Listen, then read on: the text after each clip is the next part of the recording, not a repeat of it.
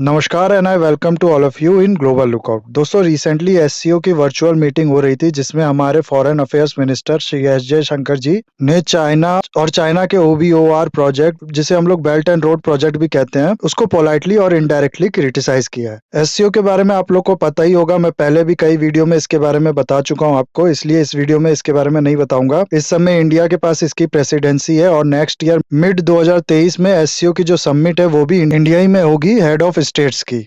लेकिन ये जो मीट थी ये थी हेड ऑफ गवर्नमेंट की और वर्चुअली ये हुई है। इसमें जो जयशंकर जी है वो कहते हैं कि जितने भी कनेक्टिविटी प्रोजेक्ट हैं उनको कंट्रीज की टेरिटोरियल इंटीग्रिटी की रिस्पेक्ट करनी चाहिए। तो ये एक तरीके से डायरेक्टेड होता है चाइना के बीआरआई प्रोजेक्ट की ओर। क्यों, मैं अभी आपको बताऊंगा, ये पूरा एक्सप्लेन करूंगा आपको। उससे पहले हो सकता है आपके मन में ये सवाल आ रहा होगा कि अभी कुछ दिन पहले ही तो हम लोग ने सुना था कि एससीओ की मीटिंग हुई थी सितंबर में, और फिर अभी 2 महीने ही हुए और दोबारा एससीओ की मीटिंग। ये है क्या? आखिर साल में कितनी बार होती है इसकी मीटिंग? तो देखो, एससीओ जो ऑर्गेनाइजेशन है, इसका जो स्ट्रक्चर है पहले तो वो समझ लो। एससीओ ग्रुप का जो स्ट्रक्चर है वो कुछ इस तरीके से है। पहला तो है council of head of state. Head of state generally president होता है कंट्री का, लेकिन इंडिया की तरफ से और यहाँ तक कि पाकिस्तान की तरफ से भी जो प्राइम मिनिस्टर होता है वो जाते हैं इसमें। और ये सबमिट हुई थी अभी सितंबर के महीने में। इसके अलावा दूसरी इंपॉर्टेंट बॉडी होती है council of head of the government. इसमें भी जनरली इंडिया की तरफ से प्राइम मिनिस्टर जो है वो पार्टिसिपेट करते हैं, लेकिन इस बार भी और पिछली बार भी इसमें एस जयशंकर जी ने पार्टिसिपेट किया था इंडिया की तरफ से। तो ये वाली जो मीटिंग थी ये हुई है अभी, जिसके बारे में हम लोग डिस्कस करेंगे इस वीडियो में। और ये दोनों ही हेड ऑफ स्टेट और हेड ऑफ काउंसिल की जो मीटिंग है ये सालाना होती है। इसके अलावा तीसरी इंपॉर्टेंट बॉडी जो होती है वो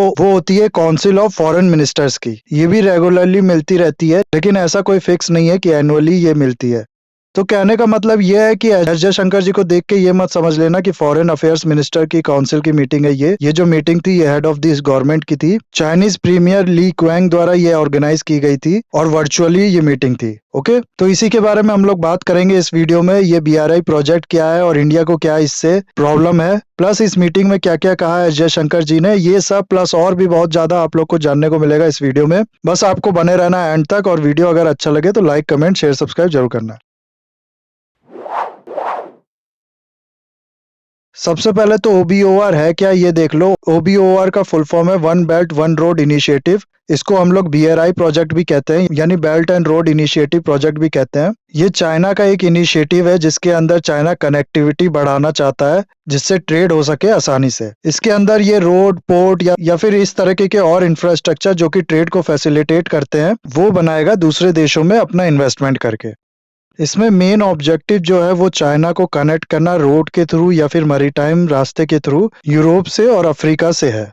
इसमें रोड के थ्रू चाइना जो कॉरिडोर बना रहा है उसको बेसिकली 3 कॉरिडोर में बांटा जा सकता है। सबसे ऊपर वाला जो कॉरिडोर है इसको नॉर्थ कॉरिडोर कहा जाता है। ये बीजिंग से शुरू होकर कजाकिस्तान, मॉस्को के थ्रू होते हुए जर्मनी और नीदरलैंड को जाएगा। इसके बाद सेंट्रल कॉरिडोर ये शंघाई से शुरू होकर कासगर, फिर तेहरान, टर्की होते हुए यूरोप में जाएगा। इसके नीचे है साउथ कॉरिडोर जो कि ग्वांगझो से होके काशगर, फिर तेहरान और फिर आगे की ओर जाएगा। और इसी कॉरिडोर से एक डाइवर्टेड रास्ता है जो कि अरेबियन सी में पाकिस्तान के ग्वादर पोर्ट तक जाएगा, और इसका नाम रखा गया है सीपैक, यानी China Pakistan economic corridor.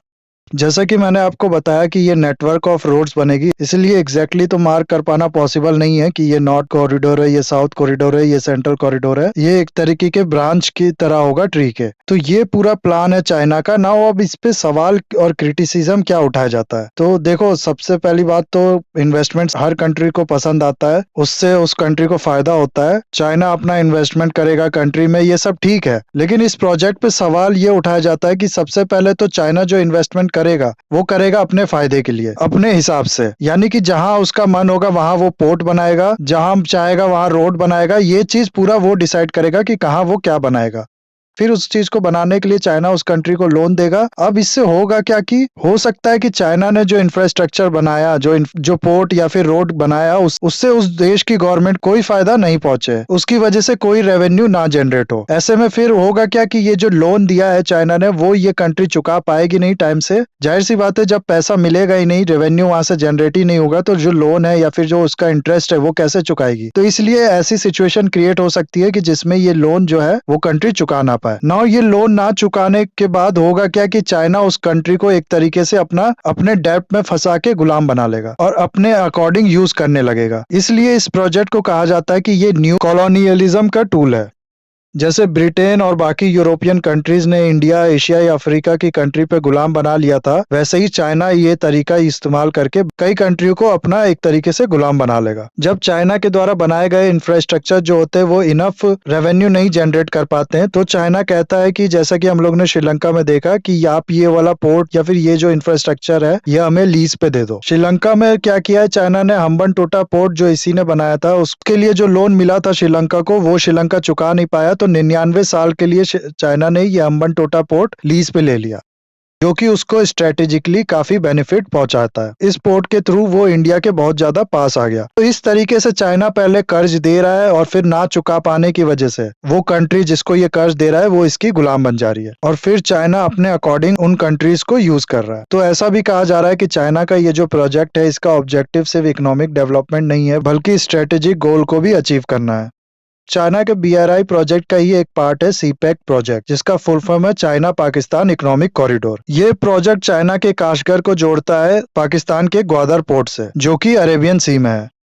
India के लिए CPEC प्रोजेक्ट जो है ये एक और बहुत बड़ा रीजन है बाकी सब रीजन के अलावा, इसकी वजह से वो चाइना का BRI प्रोजेक्ट को अपोज करता है, क्योंकि ये जो प्रोजेक्ट है वो आप देखो गुजरता है गिलगिट बाल्टिस्तान से, यानी कि हमारे कश्मीर के उस पार्ट से जो पाकिस्तान ने इलीगली ऑक्यूपाइड करके रखा हुआ है। तो इंडिया कहता है कि ये एरिया एक डिस्प्यूटेड एरिया है और हम मानते हैं ये एरिया हमारा है, तो हमसे बिना पूछे आप इस एरिया में कोई भी इंफ्रास्ट्रक्चर प्रोजेक्ट बना ही कैसे सकते हो। तो ये सबसे बड़ा रीजन है इंडिया का इस BRI प्रोजेक्ट को अपोज करने में। इसके अलावा इंडिया अक्सर कहता है कि जिस कंट्री में चाइना इन्वेस्ट करता है उसको भी इन्वॉल्व करना चाहिए डिसीजन मेकिंग में। ऐसा नहीं कि जहां चाइना चाहे, जहां उसका मन करे वही वो इंफ्रास्ट्रक्चर डेवलप करे और उसके लिए लोन पास करे कंट्री को, और कंट्रीज को भले उससे फायदा हो या ना हो उसको उस लोन पे इंटरेस्ट देना पड़े। लेकिन ये चीज तो चाइना के पूरे प्लान के अगेंस्ट चली जाएगी। आप मेरे को बताओ, अगर चाइना का जो मेन प्लान है वो है किसी कंट्री को अपना डेब्ट ट्रैप में फंसा के अपना गुलाम बनाना, तो क्या वो उस कंट्री को अलाउ करेगा कि आप मिलके हमारे साथ डिसीजन मेकिंग करो कि कहाँ हम लोग मिलके इंफ्रास्ट्रक्चर डेवलप करें? जाहिर सी बात है चाइना ऐसा नहीं करेगा, नहीं तो कल को वो कंट्री कहेगी कि नहीं हम लोग यहाँ पर ये पोर्ट या फिर ये रोड नहीं बनाएंगे, हम लोग इस जगह पे बनाएंगे ताकि यहाँ से जो रेवेन्यू हो जल्दी जनरेट हो और आपका जो कर्ज है वो हम लोग जल्दी चुका सके। तो ये कुछ ऑब्जेक्शन इंडिया अक्सर उठाता है। इसके अलावा और भी है, जैसा कि मैंने आपको बताया कि चाइना अपने इस इनिशिएटिव का इस्तेमाल स्ट्रेटेजिक पॉइंट ऑफ व्यू से भी कर रहा है। ऐसे ही इंफ्रास्ट्रक्चर डेवलप करके चाइना जो इंडिया है उसको चारों तरफ से घेर रहा है स्ट्रिंग ऑफ पर्ल्स पॉलिसी के अंदर।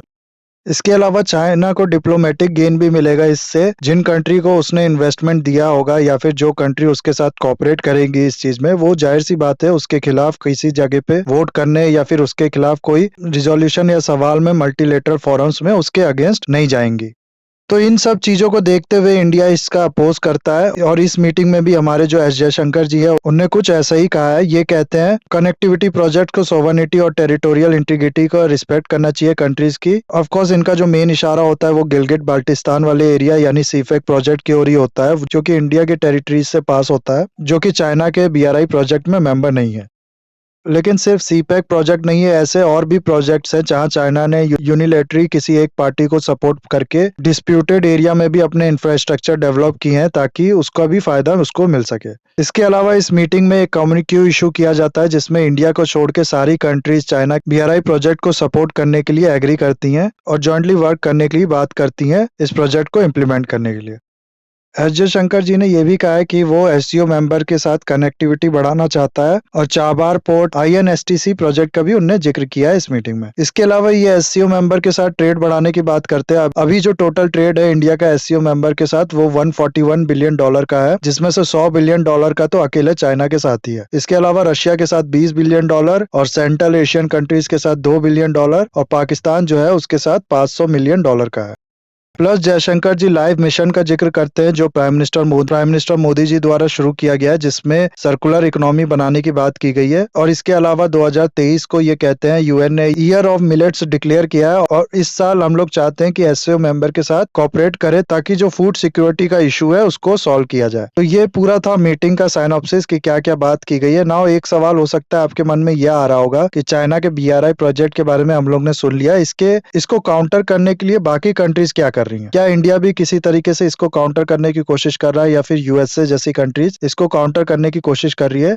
तो देखो, ये जो चाइना का इशू है इसको हम लोग को डीप समझने की जरूरत है। ऐसा तो है नहीं कि ये चीज सिर्फ हमको पता है कि चाइना का जो लोन है वो डेब्ट ट्रैप क्रिएट करता है। जो कंट्रीज चाइना का लोन ले रही होती है उनको भी ये पता होता है कि बाकी कंट्रीज में इसने क्या किया है, लेकिन फिर भी उनको मजबूर होके ये लोन लेना पड़ता है। तो इसलिए इस चीज में अगर चाइना को काउंटर करना चाहते हैं तो जरूरत है कि चाइना जिस तरीके से पैसा फेंक रहा है इंफ्रास्ट्रक्चर प्रोजेक्ट्स के लिए, उसी हिसाब से बाकी कंट्रीज भी इंफ्रास्ट्रक्चर डेवलपमेंट के लिए हेल्प करें उन कंट्रीज को जिसको इसकी जरूरत है। इसलिए इंडिया के भी कुछ कनेक्टिविटी प्रोजेक्ट है, जैसे कि इंडिया ने ईरान के जो south eastern part Chabahar port develop करने की बात की थी, जिसके बाद प्लान था कि चाबार से जायदान तक रेलवे लाइन बिछाई जाएगी और इसके थ्रू पाकिस्तान को बाईपास करके हम लोग अफगानिस्तान से और फिर उसके आगे सेंट्रल एशिया से ट्रेड कर पाएंगे। लेकिन ईरान पे सैंक्शन लगने की वजह से ये जो रेलवे लाइन है ये पूरा डेवलप हो नहीं पाया और ये जो चाबार पोर्ट है इसके काम में भी काफी रुकावटें आई। हालांकि 2017 में इंडिया ने पहली बार इस पोर्ट का इस्तेमाल करके अफगानिस्तान में वीट का शिपमेंट भी भिजवाया था।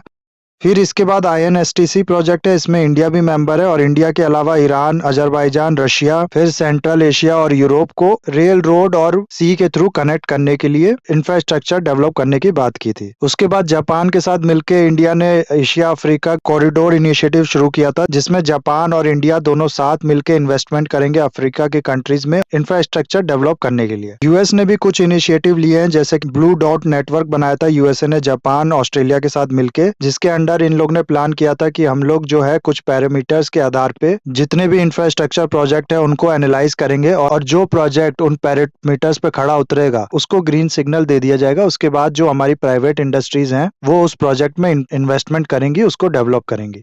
फिर 2021 में G7 कंट्रीज ने B3W इनिशिएटिव शुरू किया, जिसका फुल फॉर्म था बिल्ड बैक बेटर वर्ल्ड, जिसके अंदर ब्लू डॉट नेटवर्क को कोऑप्टेड कर दिया गया, यानी कि इसी में डाल दिया गया। तो इस तरीके से सारी कंट्री चाइना का जो डेब्ट ट्रैप है उसको काउंटर करने की कोशिश कर रही हैं, जो ये कंट्रीज इन्वेस्टमेंट हंगरी हैं उसको उनकी हंगर को फुलफिल करके। जाहिर सी बात है चाइना के पास जितना पैसा है इतना पैसा बाकी किसी कंट्रीज के पास नहीं है, इसलिए बाकी कंट्रीज के लिए नेसेसिटी बनती है कि वो ग्रुप बना के अपोज करे चाइना को। ना हो सकता है अब आप लोग यहाँ कहो कि यूएसए के पास तो चाइना जितना पैसा है, यूएसए क्यों नहीं, चाइना जितना पैसा फेंक रहा है पूरा अकेले ही उतना पैसा फेंक देता। तो देखो, हर चीज की एक वैल्यू होती है। ये जो इंडो पैसिफिक वाला एरिया है ये इस समय हर कंट्री के लिए इंपॉर्टेंट है, इंक्लूडिंग यूएसए, लेकिन इसकी भी कुछ वैल्यू है और चाइना के लिए इसकी वैल्यू बहुत ज्यादा है। यूएसए के लिए भी ये इंपॉर्टेंट है लेकिन इसकी वैल्यू उतनी नहीं है जितना चाइना के लिए है। इसलिए हर कंट्री अपने इंटरेस्ट के लिए इसमें इन्वेस्टमेंट कर रही है और चाइना को काउंटर करने की कोशिश कर रही है। तो आई होप ये वीडियो आपको अच्छा लगा होगा। इसे यहाँ करते हैं खत्म। इसे लाइक, कमेंट, शेयर, सब्सक्राइब करना मत भूलिएगा। That's all. Have a nice day. Take care.